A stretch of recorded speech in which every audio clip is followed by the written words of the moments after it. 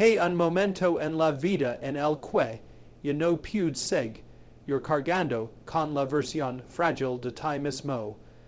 Esa versión que duda, que team, que retrocede cuando Dios your brio un camino frente a ti. Billy Graham siempre recordaba que la transformación verdadera comienza cuando decides dejar atrás lo que te manchen pequeño y te entregas completamente a la fuerza que Cristo quiere despertar en tu interior.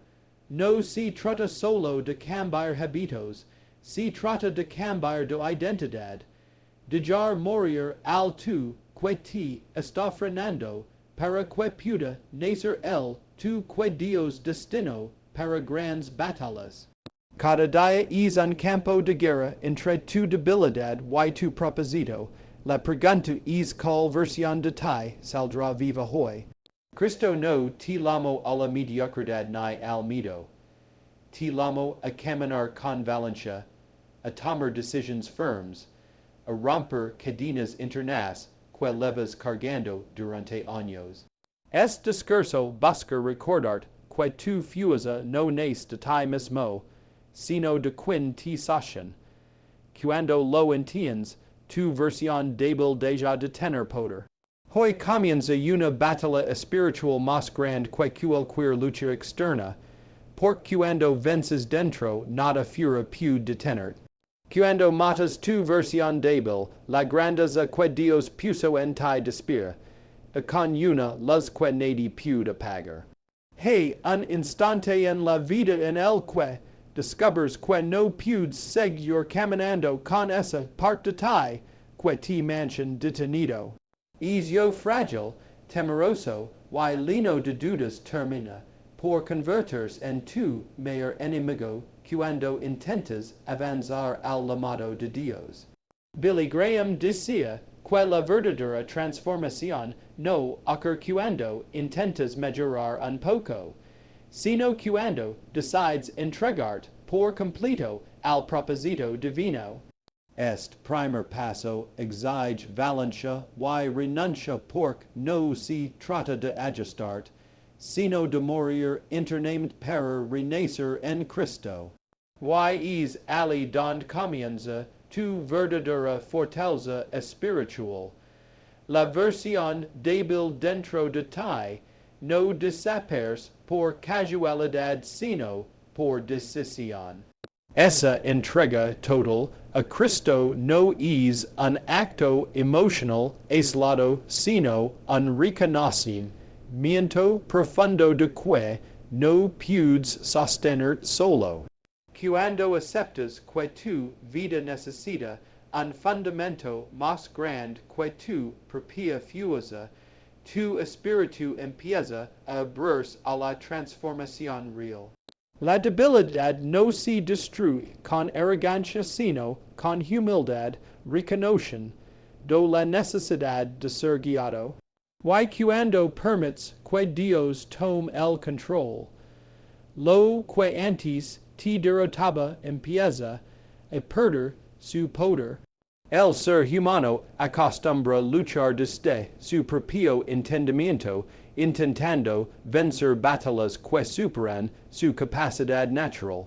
Pero cuando reconoces que Dios es quien debe dirigirte, toda tu perspectiva cambia.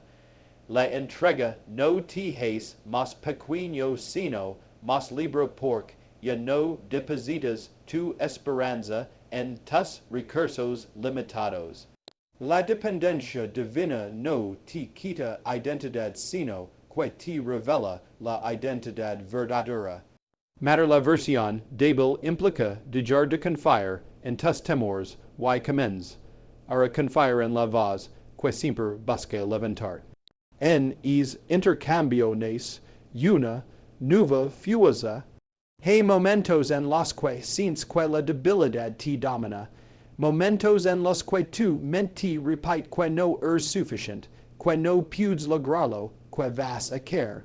Pero cuando te rindes ante Cristo, esa voz comienza a desvanecerse porque ya no hablas desde tus heridas sino desde su verdad.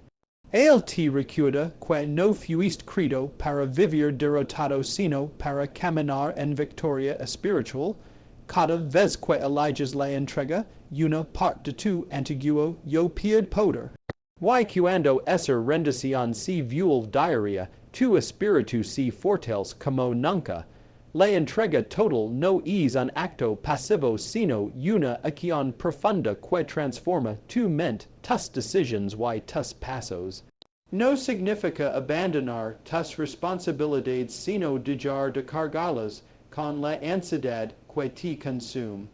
El control humano siempre termina desgastándote, pero el control divino te dir, hasha una paz que no depende de circunstancias. Cuando decides que Cristo levará el peso que no puedes soportar, comienzas a caminar con liviandad espiritual. Esa decisión marca el inicio de la muerte del yo débil que te frenaba. Cada vez que te aferras al pasado, la versión débil intenta mantenerse viva. Esa parte de ti está hecha de heridas, inseguridades y experiencias que moldearán tu forma de ver la vida. Pero cuando entregas esas cargas a Dios, Él no solo te libera sino que te reconstruye desde adentro. La sanidad espiritual no ocurre mientras te sostiens a ti mismo, sino cuando permites que el amor divino penetre en lo más profundo de tu historia.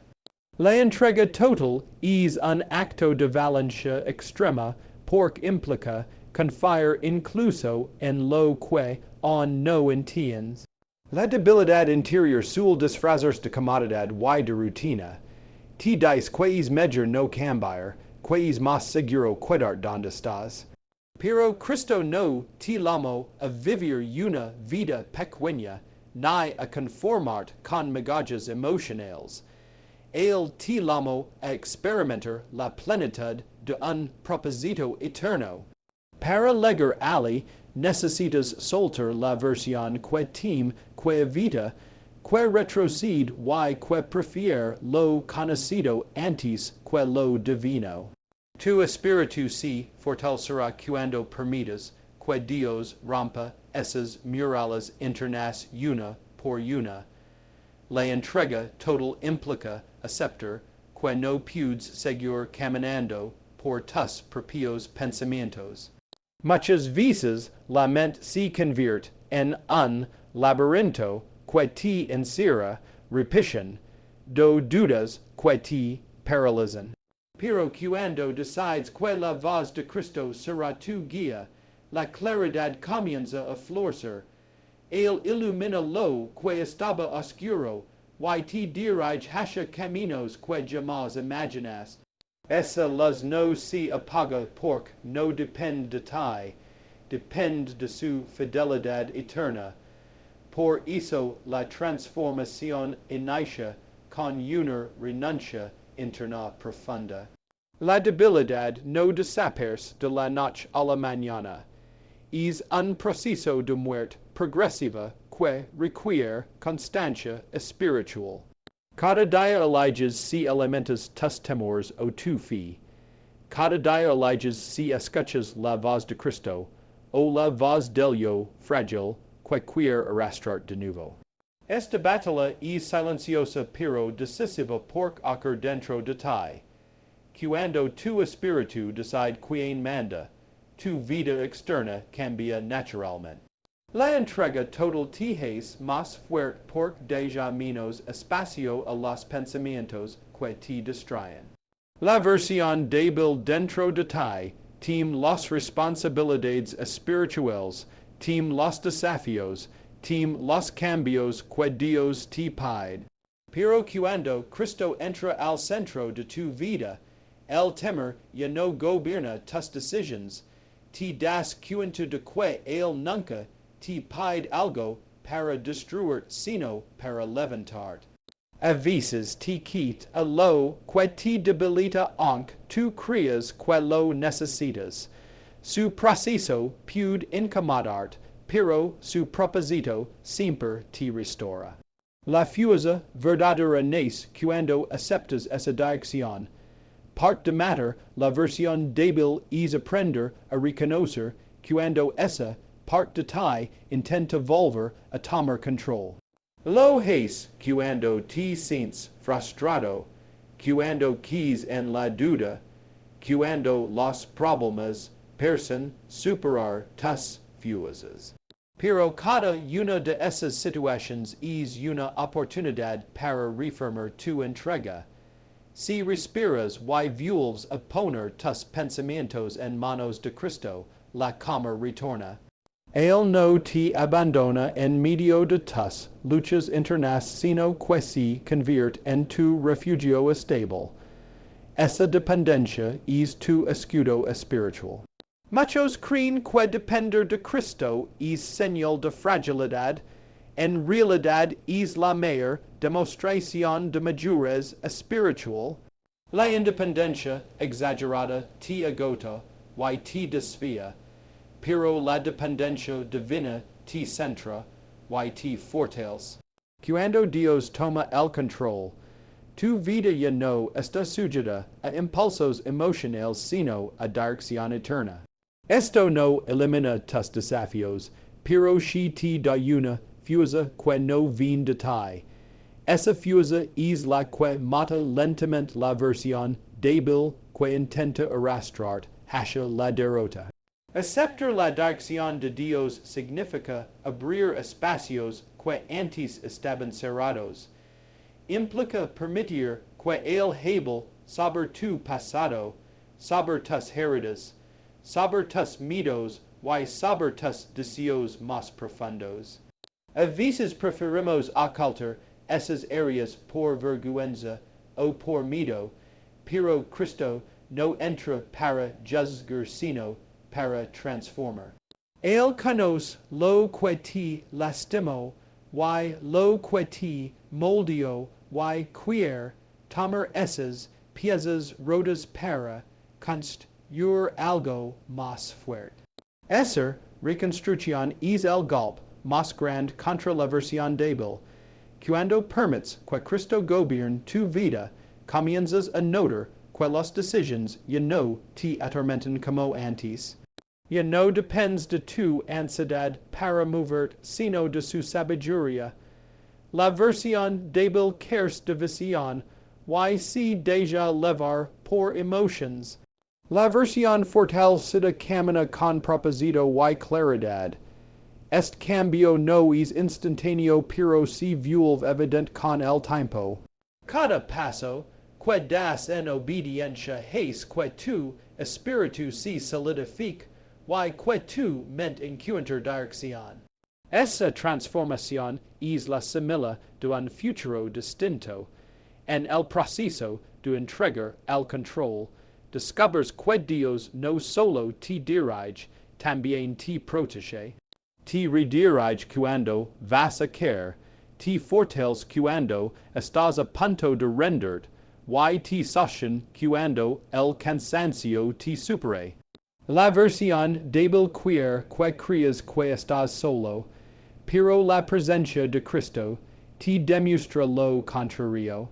Él camina contigo incluso cuando no lo sientes y te levanta incluso cuando no lo entiendes. Esta seguridad espiritualmente profunda alimenta tu valencia interior. Cuando la entrega se vuelve un hábito, tu vida deja de estar gobernada por reacciones impulsivas. Empiezas a responder desde la paz, desde la convicción y desde la fe.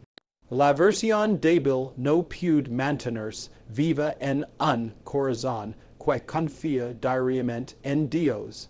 Cada oración sincera, cada momento de conexión espiritual, cada decisión tomada con fe profundiza tu fortaleza.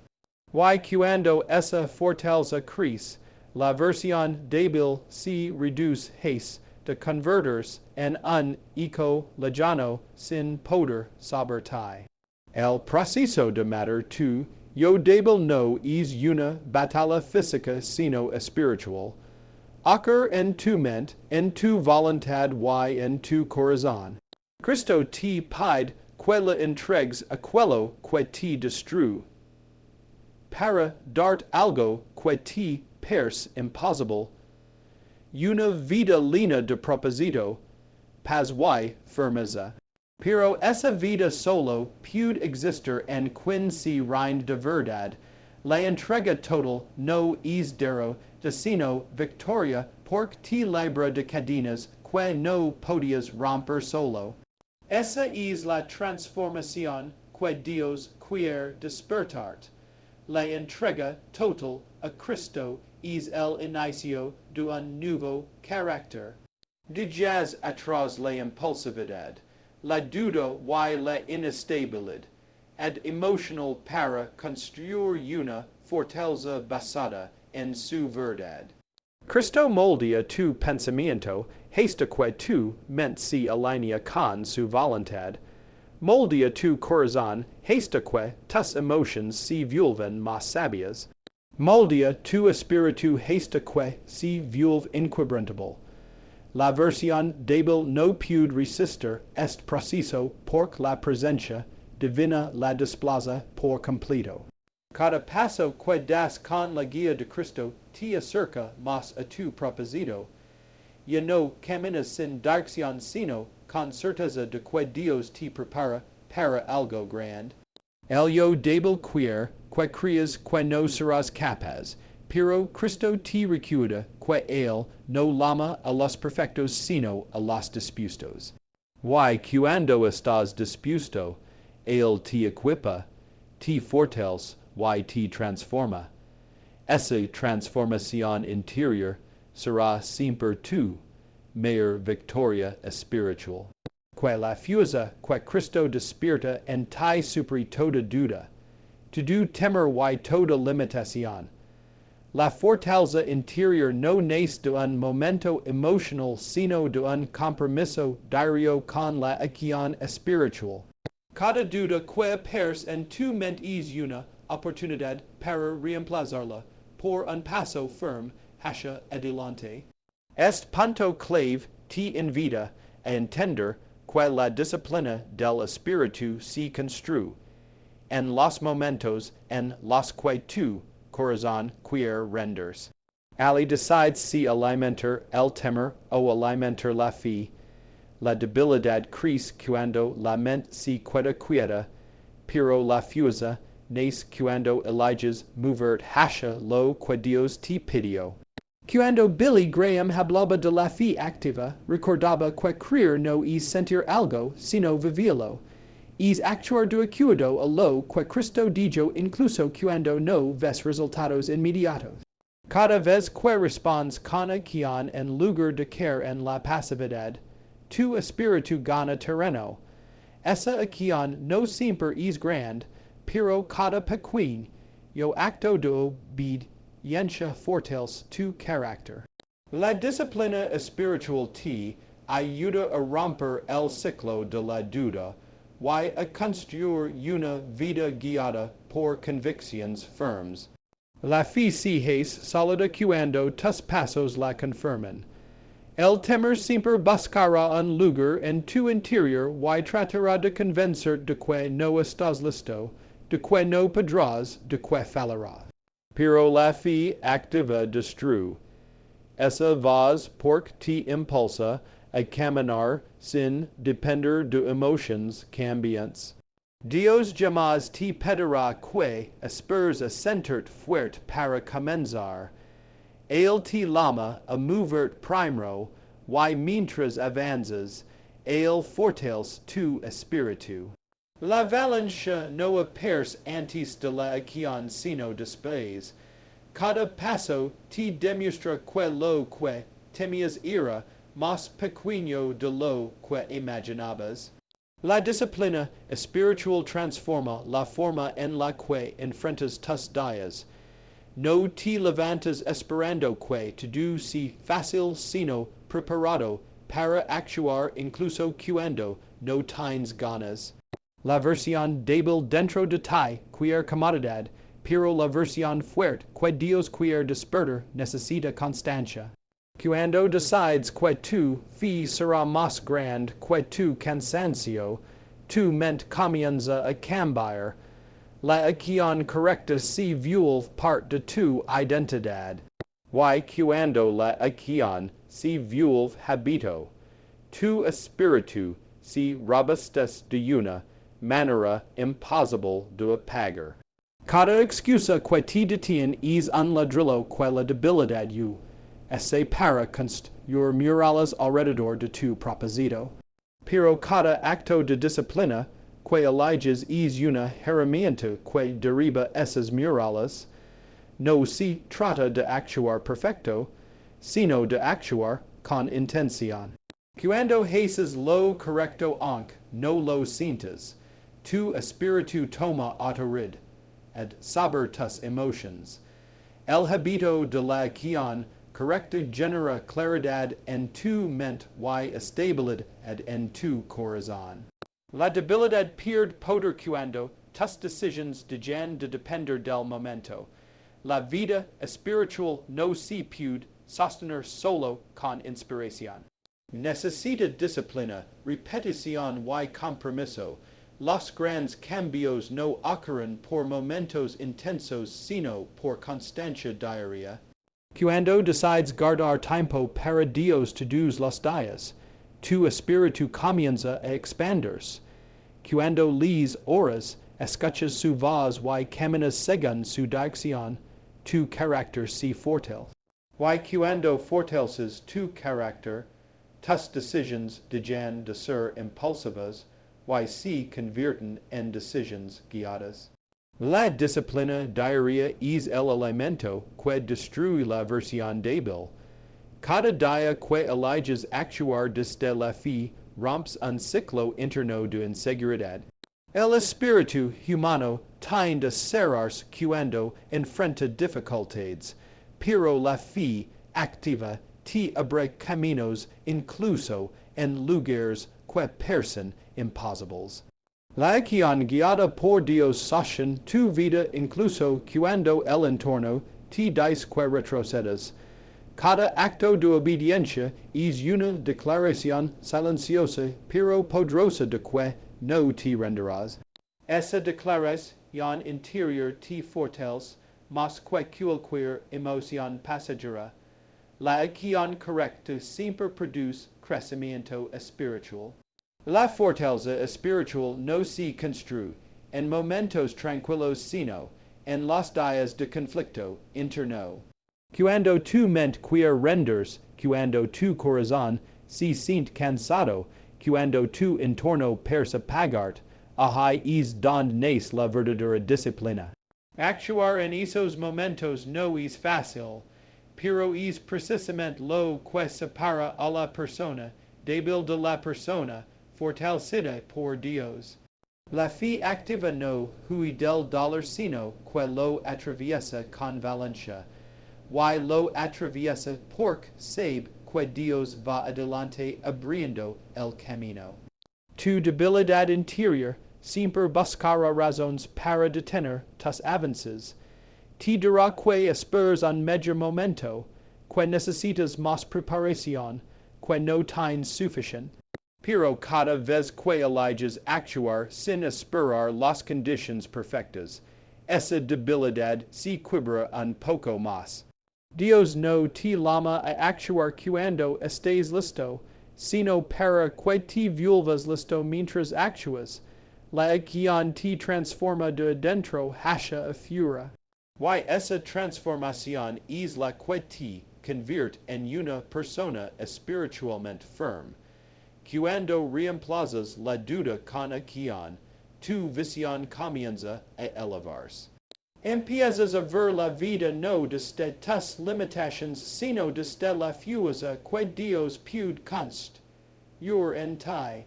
La disciplina te permite avanzar incluso cuando no entiendes todo lo que está ocurriendo. Cuando obedeces antes de ver resultados, demuestras que confías en el propósito, mosque en las circunstancias. Dios honra esa confianza con crecimiento interior. Es crecimiento te prepara para cosas que antes no podrías haber sostenido. La fe activa demanda una mente renovada. No puedes seguir pensando como antes si deseas avanzar hacia la vida que Dios diseña. Yo para ti. Tu pensamiento debe alinearse con la acción, y la acción debe alinearse con la verdad divina. Cuando tus decisiones nacen de una visión espiritual, tu vida deja de estar dominada por el miedo. La disciplina mental te permite enfrentar tentaciones, confusiones y dudas con valencia. La versión débil trata de volver, pero tu nueva fortaleza la desplaza con determinación. El camino hacia una fortaleza espiritual profunda no es lineal.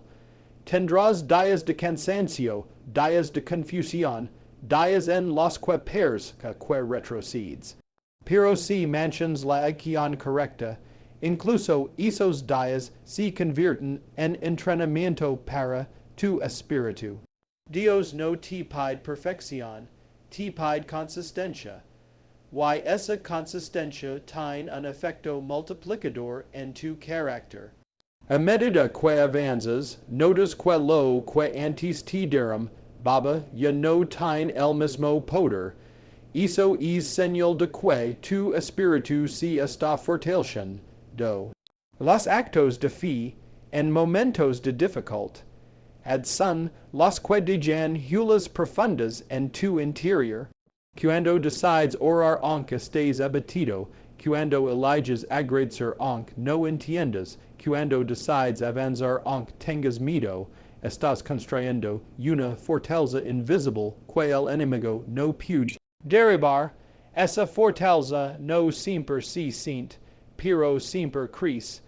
La disciplina espiritual produce raíces firmes que sostienen tu vida incluso en tormentas intensas. Esas raíces te mantienen de pie cuando tu entorno tiembla. La disciplina espiritual transforma no solo tu corazón, sino también tu relación con Dios. Comienzas a experimentarlo no solo en momentos especiales, sino en cada acción diaria. Él se vuelve parte de tus decisiones, de tu pensamiento y de tu dirección. Y entonces ya no actúas solo desde tu lógica, sino desde su guía. Esta unión constante genera una fuerza indestructible. Porque no estás actuando solo con tus recursos, sino con la presencia divina respaldando cada paso que das. Cada duda reemplazada por acción fortalece la convicción de que Dios está contigo. Cada temor reemplazado por fe activa crea una nueva identidad en tu interior. Cada excusa reemplazada por disciplina espiritual te convierte en alguien capaz de sostener grandes responsabilidades espirituales. La versión débil se alimenta del caos interior, pero la versión fuerte se alimenta de decisiones guiadas. Esta transformación interna es uno de los regalos más poderosos que Dios puede darte. Hay una chispa dentro de ti que Dios quiere encender a través de tu disciplina diaria. Esa chispa se convierte en fuego cuando actúas en alineación con su propósito. Y es fuego consume tus dudas, tus temores y tus excusas. La fe activa no es solo una práctica, es un estilo de vida. Es vivir cada día con la convicción de que no estás actuando solo, sino impulsado por la fuerza divina. Esa forma de vivir destruye lentamente tu rastro de debilidad interna. La disciplina espiritual también te enseña a perseverar. Muchos comienzan con fuerza, pero se rinden cuando aparece la dificultad. Pero tú no estás llamado a render. Estás llamado a permanecer firm, y la permanencia se construye con actos repetidos de fe, cuando sigues adelante sin importar la presión, Dios te fortalece de manera sobrenatural. Perseverancia es disciplina en movimiento, y es movimiento constante te transforma en alguien que ya no es dominado por emotions sino por convicciones firmes. Cuando eliges la fe activa sobre la duda, comienzas a experimentar victorias internas que nadie vi pero que transforman todo lo que eres. Te levantas con más claridad, respondes con más sabiduría, actúas con más firmeza, y aunque el proceso sea silencioso, sus resultados se vuelven visibles en tu vida. El fruto de la disciplina espiritual siempre se manifiesta, ya sea en tu paz, en tu fortaleza o en tu capacidad para resistir pruebas. Dios recompensa cada acto de obediencia. La versión fuerte que Dios quiere despertar necesita a quienes que confirmen tu fe. Necesita pasos que demuestren que ya no vives guiado por emotions débiles. Cada decisión tomada desde la fortaleza espiritual empuja tu vida hacia un destino más alto. Y aunque no ves resultados inmediatos, Dios está construyendo algo dentro de ti que pronto saldrá a la luz. La acción correcta siempre produce transformación incluso cuando no la percibes al instante. Esa es la naturaleza del crecimiento espiritual. Cuando entiendes que la disciplina espiritual no es castigo sino crecimiento, comienzas a abrazarla con alegría. Tu espíritu se eleva cuando eliges avanzar incluso en momentos difíciles. Te vuelves más resistente, más sabio, más sereno. La versión débil se apaga porque ya no tiene terreno fértil para sobrevivir, y en su lugar nace una fortaleza espiritual que se convierte en testimonio para otros. La fe activa no solo te transforma a ti, sino también a quienes te observan. La fuerza que Dios quiere dar no es momentánea sino permanente. Es una fuerza que se mantiene cuando fallas, cuando dudas, cuando logras y cuando avanzas. Dios no busca perfección, busca entrega constante. Y esa entrega constante hace que la disciplina se vuelva natural. Tu espíritu se acostumbra a responder con fe, tu mente se acostumbra a pensar con claridad y tu corazón se acostumbra a confiar. Esa es la verdadera victoria sobre la debilidad interior, que tu fe actúa incluso cuando tu mente duda, porque tu espíritu siempre será más fuerte cuando responde con acción inspirada por Dios. La transformación verdadera ocurre cuando decides caminar como la persona que Dios dijo que puedes ser y no como la persona que tus heridas te hicieron creer que eres. Esta es una de las batallas más profundas de la vida espiritual porque tu identidad interna define cada pensamiento, cada decisión y cada paso que das. La versión débil dentro de ti está hecha de recuerdos, temores y situaciones que te marcaron, pero la versión fuerte que Dios quiere despertar está construida sobre su verdad. Es contrast es el lugar donde ocurre el mayor cambio espiritual. Cada persona leva dentro dos voces que compiten por el control de su identidad. Una voz te recuerda tus fracasos y tus miedos y te dice que no eres suficiente. La otra voz te recuerda que fuiste creado con propósito y que Dios siempre ha visto en ti algo mucho más grande que tus heridas. La transformación interior comienza cuando eliges cuál vas a escuchar. No es un proceso automático sino una decisión consciente. Why esa decisión marca el inicio de una vida completamente diferente. La identidad basada en el dolor siempre intenta arrastrarte hacia abajo.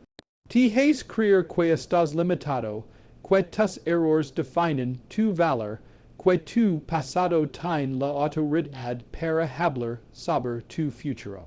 Pero tu identidad en Cristo rompe esas cadenas porque está construida sobre amor, redención y propósito eterno. Cuando decides caminar como la persona que Dios dijo que puede ser, tu espíritu comienza a liberarse. El peso que llevabas durante años empieza a desvanecerse por la verdad, a devenir reemplaza la mentira interna.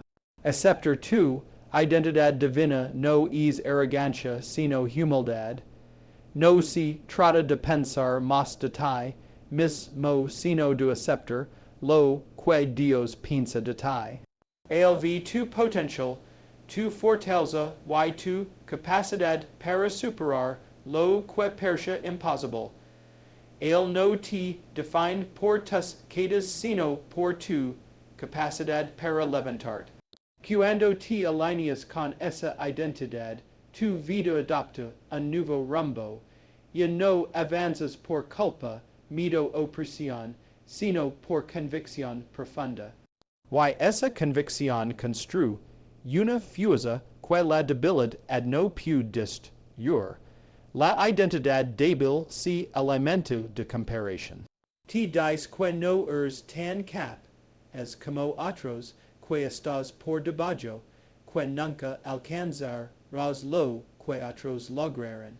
Pero la identidad fuerte nace cuando entiendes que tu camino es único y que Dios trabaja en ti de maneras que no siempre puedes ver. La comparación te roba energía, pero la convicción interna te la devuelve. Cuando caminas en tu identidad real, dejas de intentar imitar a otros y comienzas a asumir el papel que Dios diseñó para ti desde el principio. Parte de la transformación interior consiste en aprender a perdonarte. Muchas personas cargan una versión débil porque nunca se liberaron del peso del arrepentimiento pasado. Se castigan por errores que Dios ya perdonó. Se recuerdan momentos que Cristo ya borró. La fortaleza espiritual no puede crecer en un corazón que se condena a sí mismo constantemente. Solo puede crecer en un corazón que acepta la gracia. Cuando te perdonas, cierras puertas internas que antes mantenían viva tu debilidad. La identidad divina se fortalece cuando decides caminar con coherencia espiritual. Esto significa que tus acciones comienzan a reflejar lo que crees. Tus decisiones comienzan a alinearse con tus valores y tu vida empieza a caminar en dirección a lo que Dios te ha mostrado. Esta coherencia destruye la versión débil que vivía en contradicción interna. Cuando eres coherente con la verdad divina, tu espíritu se vuelve sólido.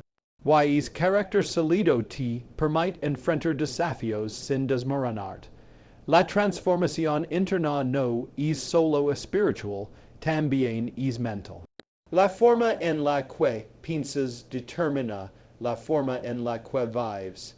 Si tu mente repite pensamientos de derrota, tus pasos serán débiles.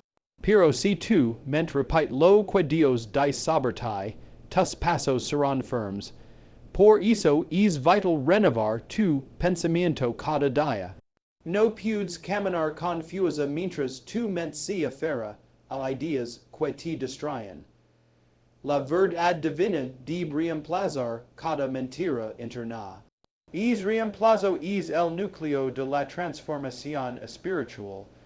Cuando aceptas tu identidad en Cristo, comienzas a ver oportunidades donde antes solo veas limitations. Tu visión cambia porque ya no miras desde la vulnerabilidad, sino desde la fortaleza. Lo que antes parecía imposible, ahora se vuelve un desafío que puedes superar. Los obstáculos dejan de ser amenazas y se convierten en oportunidades para crecer.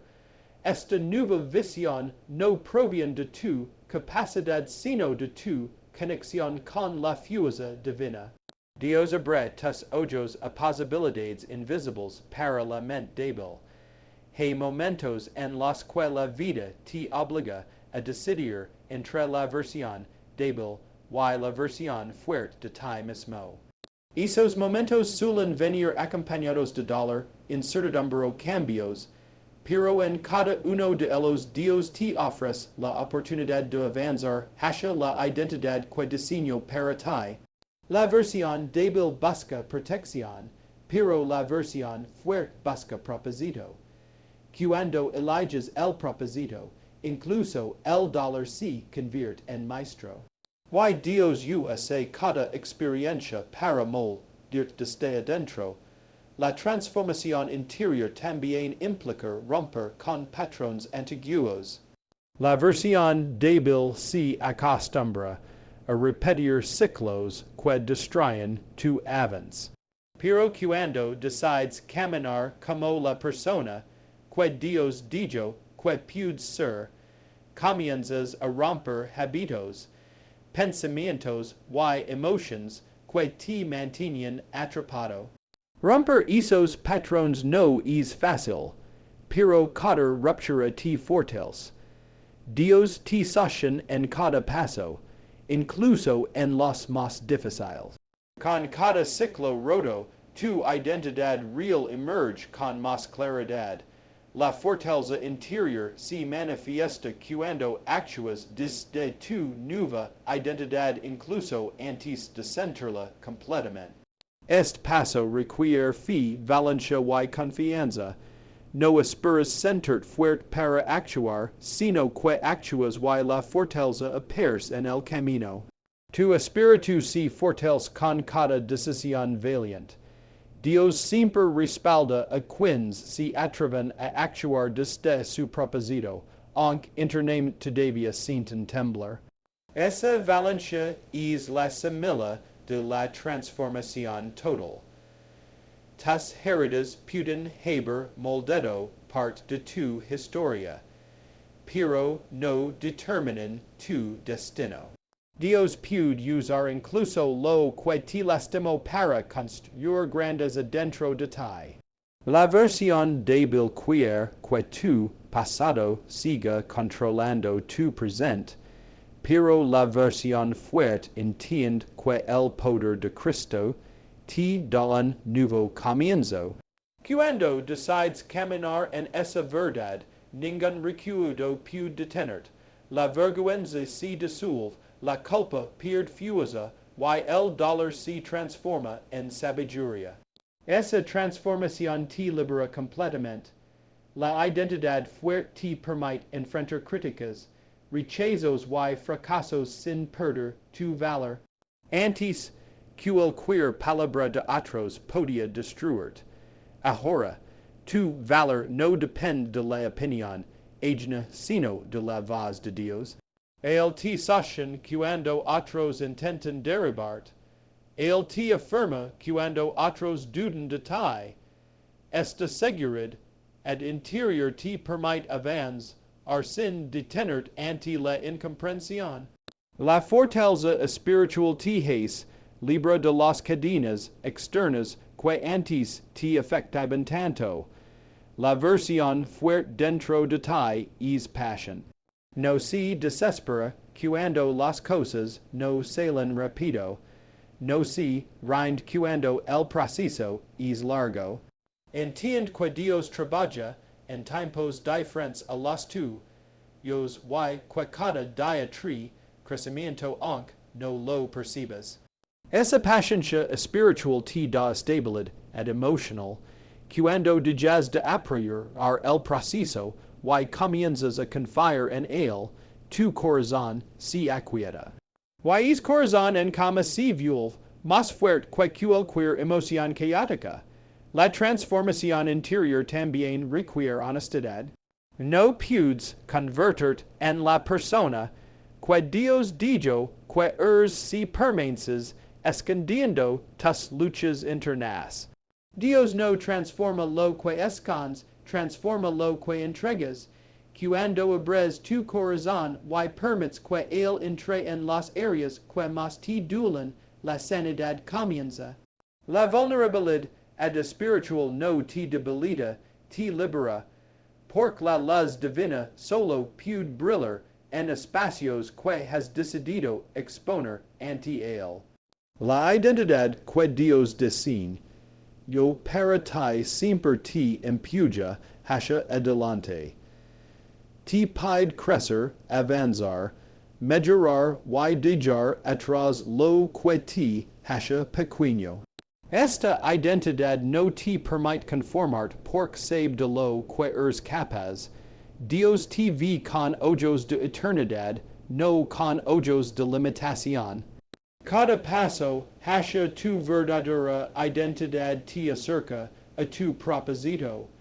Cada pensamiento alineado con esa identidad te fortalece. Y cada decisión basada en esa verdad te eleva espiritualmente. Cuando caminas en tu identidad divina, tu vida comienza a tener un impacto que nunca imaginas. Las personas a tu alrededor sienten la fuerza que irradias, la paz que levas, la claridad que transmites. Tu transformación no es solo para ti, también es para los que te rodean. Dios te transforma para que seas luz en la vida de otros. Why esa luz es imposible de imitar? Solo surge de un corazón que decidió vivir según la verdad divina, y no según las heridas pasadas. La versión fuerte dentro de ti no nace de ti mismo, sino de la presencia de Cristo en tu interior. Él es quien te sostiene cuando te sientes débil, quien te levanta cuando quieres y quien te recuerda tu valor cuando lo olvidas. La identidad divina no se construye con esfuerzo humano, sino con comunión espiritual. Por eso es indispensable caminar cerca de él cada día. Su presencia moldea, fortalece y transforma, y cuanto más cerca caminas, más fuerte te vuelves. La transformación verdadera ocurre cuando dejas de identificarte con tus heridas y comienzas a identificarte con tu propósito. Es cambio interno te libera de cargas que llevas durante años. Te permite mirar el futuro sin miedo y caminar hacia él con convicción. El pasado deja de ser una sentencia y se convierte en una lección. La nueva identidad toma espacio dentro de ti y lo llena de valencia. Y esa valencia te impulsa a conquistar áreas de tu vida que antes evitabas. La vida espiritual te invita a convertir diariamente en la mejor versión de ti mismo. No una versión creada por tus fuerzas, sino una versión moldada por Dios. Él conoce tu potencial más que tú. Él sabe que fortalezas dormidas hay dentro de ti, y quiere despertarlas. La versión fuerte que él ve en ti es más grande de lo que imaginas. Cuando eliges caminar en esa identidad, tu mundo interior cambia primero y tu mundo exterior cambia después. Todo comienza dentro de ti. que tu espiritu eligia cada dia caminar como la persona, que Dios dijo que pude ser. La vida siempre te llevará a un punto en el que debas decidir que versión de ti seguirá adelante. Después de haber enfrentado tus dudas, tus temores y todas las voces que intentaron detenerte, descubres que la verdadera batalla nunca estuvo afuera sino dentro de tu propia identidad. Cuando eliges caminar con Cristo, la luz se abre paso incluso donde parece imposible. Nada que haya sido construido sobre fe y valencia puede ser derribado por la debilidad que dejaste atrás. Hoy reconoces que Dios nunca quiso que vivieras encadenado a tu pasado, sino impulsado hacia tu propósito.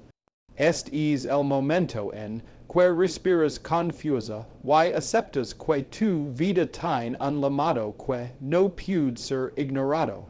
La transformación no fue un instante, fue un camino que recorriste decisión por decisión. La versión débil ya no tiene lugar porque entendiste que la fuerza real nace de confiar plenamente en quien te sostiene. Cada paso que desde hoy será una declaración silenciosa pero poderosa de que la grandeza que Dios puso en ti está viva. Tu espíritu ya no retrocede, ahora avanza con determinación y claridad. Y al mirar todo lo que has sobrevivido, comprendes que aquello que buscabas no estaba fuera esperando ser encontrado, siempre estuvo dentro esperando ser despertado. Has descubierto que la fe te sostiene, que la disciplina te impulsa, y que la identidad que Dios diseñó para ti está lista para caminar sin miedo.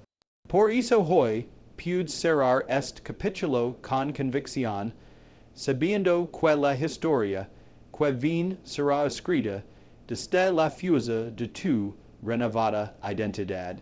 Así termina lo viejo y comienza lo verdadero.